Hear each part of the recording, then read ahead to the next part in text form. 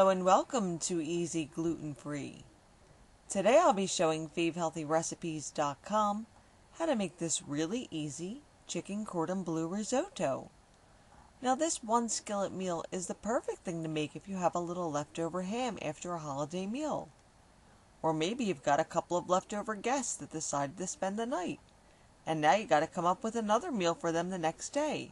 With about a ½ pound of leftover diced ham and a small amount of chicken, you can easily feed 4 to 6 people.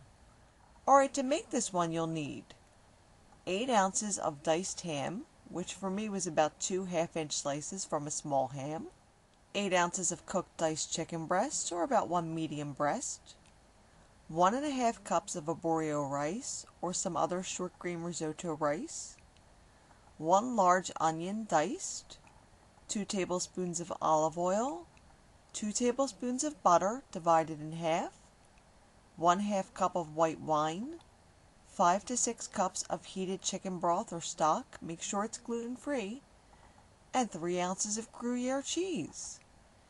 And if you want to make the optional breadcrumb topping, you'll need 1 cup of gluten-free breadcrumbs. I used a box grater to grate a whole grain bun.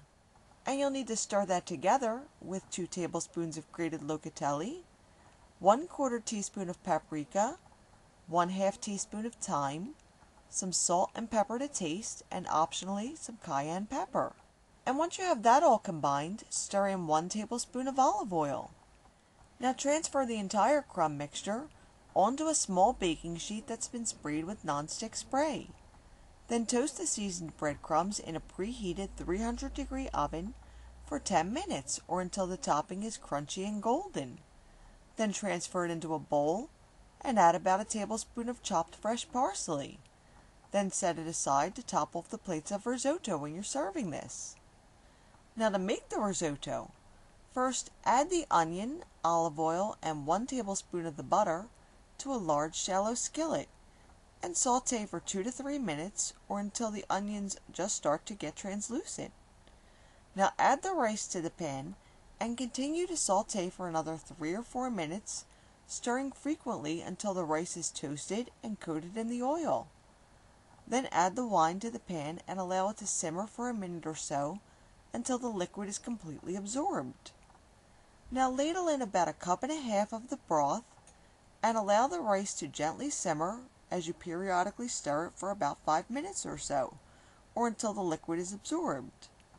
At this point you can add the ham and about another 1.5 cups of the stock and stir to combine, then allow it to simmer, stirring occasionally until the liquid is almost absorbed. Now about 5 minutes after adding the ham, add the chicken and continue the process of adding a ladle of stock, then simmering until it's almost absorbed before adding more stock.